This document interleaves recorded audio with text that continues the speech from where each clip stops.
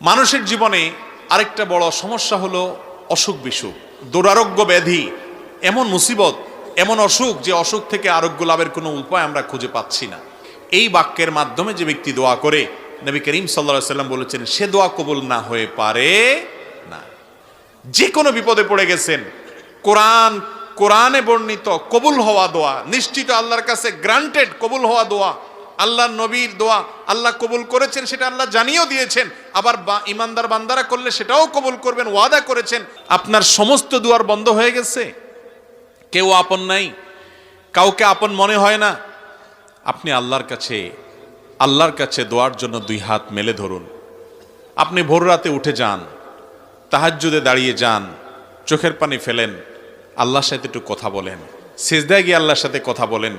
আল্লাহর চাইতে আপন আর কেউ নাই। ভাইরা আমার, আমরা নিজেদের প্রতি নিজেরা যতটা আপন, নিজেদের প্রতি নিজেরা যতটা দয়ালু মায়ালু, আমাদের রব আমাদের প্রতি তার চাইতে অনেক বেশি মায়ালু। আল্লাহ রাব্বুল আলামিন এরপরও আমাদেরকে পরীক্ষা নেন, অনেক সময় আমাদেরকে কষ্ট দেন, সবর করতে পারলে তার বিনিময়ে মহা পুরস্কার রেখেছেন। দোয়া ইবাদতের মগজ মূল।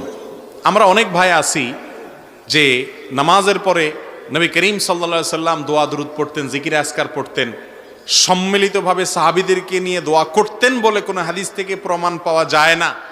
তিনি নামাজের পরে দোয়া দুরূদ পড়তেন। সেই মাসআলা জানার পর যে কোনো নামাজের পরে যে দোয়া কবুল হয় এটা ভুলে গেছে, জীবনের তোরা আল্লাহর কাছে হাত তোলাই ভুলে গেছে। জি তো জোর করে বলন লইছিলেন, এখন থেমে গেছেন, ঠিক না বে ঠিক? ভাইরা আমার, আল্লাহর কাছে চাইতে যদি আমরা ভুলে যাই, এটা কি লক্ষণ ভালো না খারাপ? বহুত খারাপ, বহুত খারাপ। নবী করিম সাল্লাল্লাহু আলাইহি সাল্লাম বলেছেন, তোমার জুতার ফিতাটা ছিঁড়ে গেছে, এটা তো কোনো ব্যাপার না আমাদের কাছে, ছোট্ট একটা ব্যাপার, তাই না? এখানেও দাঁড়িয়ে তুমি আল্লাহর কাছে দোয়া করো, আল্লাহ আমার জুতার ফিতাটা ছিঁড়ে গেছে মাবুদ, এটা একটা বিপদ, হোক ছোট বিপদ, আপনি আমাকে রক্ষা করেন। আল্লাহর কাছে সাহায্য চাইতে হবে এই ছোট্ট একটা বিষয়ের জন্য পর্যন্ত। সেখানে আমাদের জীবনে কত বড় বড় ব্যাপার আসে, আমরা আজকাল দোয়া করতে একেবারেই ভুলে গেছি। ভাইরা আমার, দোয়া করার ব্যাপারে আমাদের একটা ভয় আছে, একটা আতঙ্ক আছে। আতঙ্কটা কি? আমরা মনে করি আমাদের দোয়া কি আর কবুল হবে, এই জন্য আমরা নিজেরা দোয়া টোয়া করি না, যে আমি দোয়া করি কি হবে, গুনাহগার মানুষ, হুজুরে 20, 50, 100, 200, 500, 1000 টাকা দিলে হুজুর দোয়ার মায়ের পেজগুলো ভালো জানেন, কত সুন্দর ছন্দের তাল মিলায়া মিলায়া সুর দিয়া দিয়া, কবিতার সাথে আপনার সুন্দর করে গোছায়া গোছায়া হুজুর দোয়া করেন। আমি তো এত মায়ের পেজ দিয়ে দোয়া করতে জানি না। এই কারণে আমাদের অনেক ভাই বোন নিজেরা আল্লাহর কাছে দোয়া করা থেকে মাহরুম থাকেন, বঞ্চিত থাকেন, ঠিক না বে ঠিক? ভাইরা আমার, আল্লাহ তাআলার কাছে দোয়া কবুলের জন্য খুব মায়ের পেজ দিয়ে, খুব আপনার সুন্দর গোছানো ভাষা দিয়ে, খুব আবেগ সৃষ্টি হয় সেরকম সুরের তালে তালে, ছন্দের তালে তালে দোয়া করতে হবে, এমন কোন শর্ত কোরআন হাদিসের কোথাও বলা হয় নাই। দোয়া কবুলের জন্য মূল যে বিষয়টা লাগবে সেটা কি? নবী করিম সাল্লাল্লাহু আলাইহি সাল্লাম বলেছেন, লা ইয়াজালু ইউস্তাজাবু লিল আবদ, বান্দার দোয়া ততক্ষণ পর্যন্ত কবুল হতেই থাকে, কখনো দোয়া ফেরত দেওয়া হয় না। মা লাম ইয়াদউ বিইসমিন আও কাতিআতি রাহমিন, যদি কোনো পাপের দোয়া না করে, অন্যায় কাজের জন্য দোয়া করে, আল্লাহ আমি যেন এই আকামটা করতে পারি তৌফিক দান করো, এরকম যদি দোয়া না করে, আর আত্মীয়তার বন্ধন ছিন্ন করার জন্য দোয়া যেন না করে, আল্লাহ অমুকের চেহারা যেন আমি আর না দেখি, তার সাথে আমার কোনো সম্পর্ক যেন না থাকে, আত্মীয় স্বজনের সাথে এরকম সম্পর্ক ছিন্ন হওয়ার মতো খারাপ দোয়া যদি না করে, পাপের কোনো অপরাধ কাজের জন্য আল্লাহর কাছে যদি দোয়া করার স্পর্ধা না দেখায়, আত্মীয়তার সম্পর্ক ছিন্ন করার যদি দোয়া না করে, এবং তাড়াহুড়ো যদি না করে, এই 3 কাজ যদি করে, বান্দার দোয়া আল্লাহ অবশ্যই কবুল করেন। আরেকটা সম্পূরক শর্ত হলো দোয়া কবুলের জন্য হালাল উপার্জন। যার উপার্জন হালাল, যার দেহ গঠিত হয়েছে হালাল খাদ্য দ্বারা, আল্লাহ তাআলা তার দোয়া ফেরত দেন না। আপনি দোয়া করতে চান, হালাল উপার্জনটার দিকে খেয়াল রাখেন। দোয়ার শুরুতে আল্লাহর প্রশংসা করেন, নবী করিম সাল্লাল্লাহু আলাইহি ওয়াসাল্লামের প্রতি দুরূদ প্রেরণ করেন, আল্লাহ আপনি তার প্রতি রহম করেন, এভাবে দোয়া করেন। এরপরে যত বৈধ চাওয়া আছে সেগুলো পেশ করেন। দোয়ার করে শেষ করার পর কবুল হলো না কেন, দোয়া এখনো কবুল হয় নাই, অস্থির হবেন না। যদি অস্থির হন, তাড়াহুড়া করেন, তাহলে সেই দোয়ার কোনো লাভ আপনি পাবেন না। দোয়া কবুলের 3টা ধাপ আছে ভাই। একটা ধাপ হলো আপনি যে জিনিসটা চাইছেন হুবহু সেই জিনিসটাই পেয়ে গেলেন, এটা একটা। আরেকটা হলো যে জিনিসটা চাইছেন সেই জিনিসটা পাইলেন না, তাহলে কি পাইলেন? অন্য আরেকটা পাইলেন।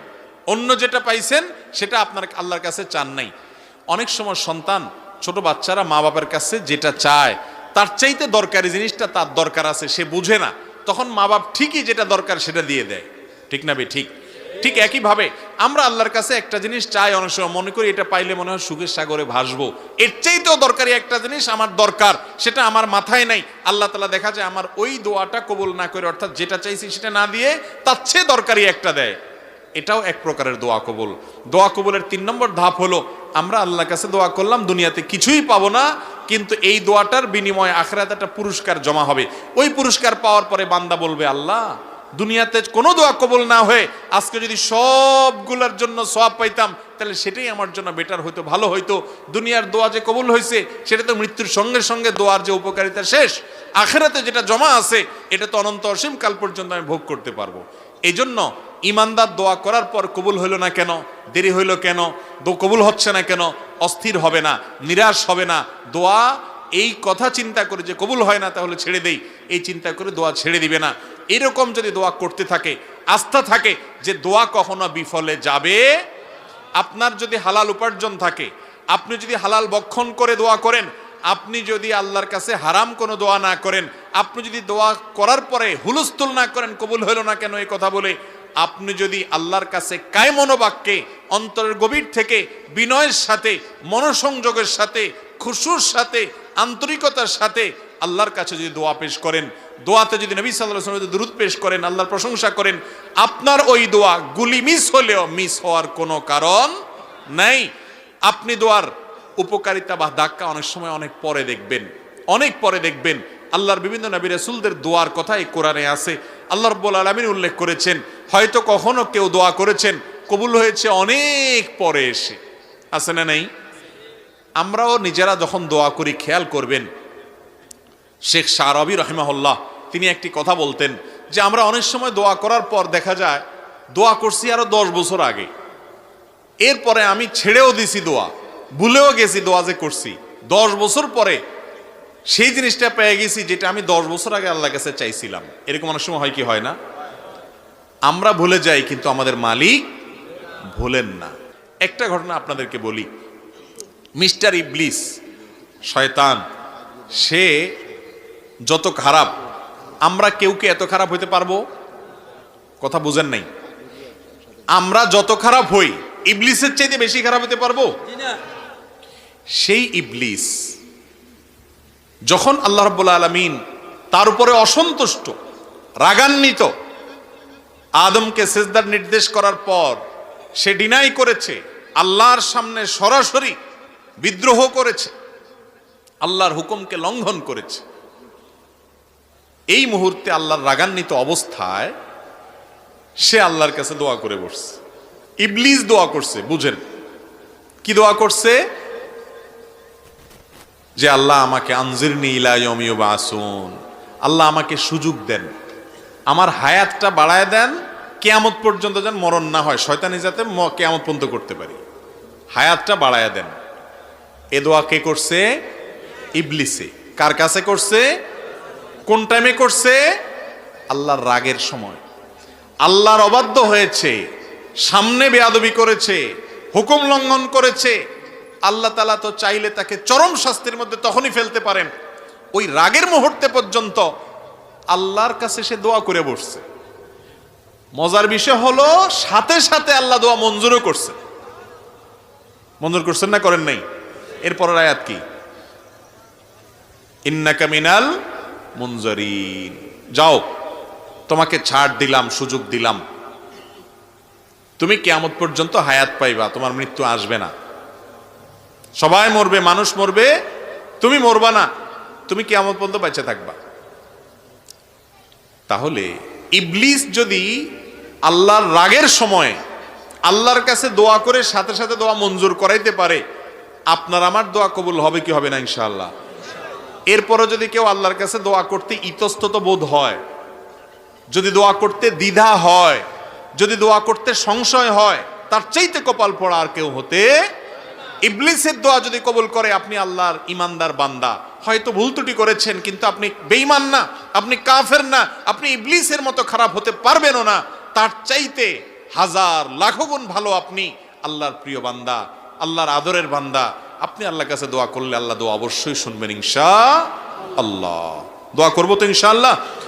কঠিন বিপদে, কঠিন মুসিবতে রক্ষার যখন কোনো পথ খোলা নেই, দেয়াল যখন পিঠের সাথে লেগে গেছে, এরকম সময়ে আমরা দেখেছি আল্লাহর একজন নবী ইউনুস আলাইহিস সালাম আল্লাহর কাছে কিছু বাক্য বলে প্রার্থনা করেছেন। আল্লাহ তাআলা তাকে বিপদ থেকে উদ্ধার করেছেন। কি দোয়া ছিল সেটা? ফানাদা ফিজ জুলুমাত, মাছের পেটে থেকে, অন্ধকারের মধ্যে থেকে, যেখানে মৃত্যু সুনিশ্চিত, সেই জায়গায় তিনি অবস্থায় আল্লাহর কাছে দোয়া করেছেন, আল্লাহ ইলাহা ইল্লা আনতা সুবহানাক ইন্নী কুনতু মিনাজ জালিমিন। দোয়া করে বলেছেন, আল্লাহকে আহ্বান করে ডেকে বলেছেন, ও আল্লাহ, লা ইলাহা ইল্লা আন্ত, আপনি ছাড়া কেউ সত্যিকারের মাবুদ নেই। ইন্নী কুনতু মিনাজ সুবহানাক, আপনার পবিত্রতা বর্ণনা করছি। ইন্নী কুনতু মিনাজ জালিমিন, আমি হলাম জালিমদের অন্তর্ভুক্ত। আমি নিজের প্রতি নিজে অবিচার করেছি, আমি নিজে ভুল করেছি। আল্লাহর কাছে এই দোয়া করে, এই বাক্যগুলো বলে আল্লাহর কাছে দোয়া করেছেন কে? ইউনুস আলাইহিস সালাম। লা ইলাহা ইল্লা আনতা সুবহানাকা ইন্নী কুনতু মিনাজ জালিমিন। আল্লাহ তাআলা এই দোয়া উল্লেখ করার পর বলছেন, ফাস্তাজাবনা লাহু ওয়া নাজ্জাইনাহু মিনাল গাম। এই দোয়া করার পর আমি তার ডাকে সাড়া দিয়েছি, ইউনুসের ডাকে সাড়া দিয়েছি এবং তার বিপদ থেকে তাকে উদ্ধার করেছি। এর পরের অংশটা বেশি গুরুত্বপূর্ণ আমাদের জন্য। এরপরে আল্লাহ বলছেন, ওয়া কাযালিকা নুনজিল মুমিনিন।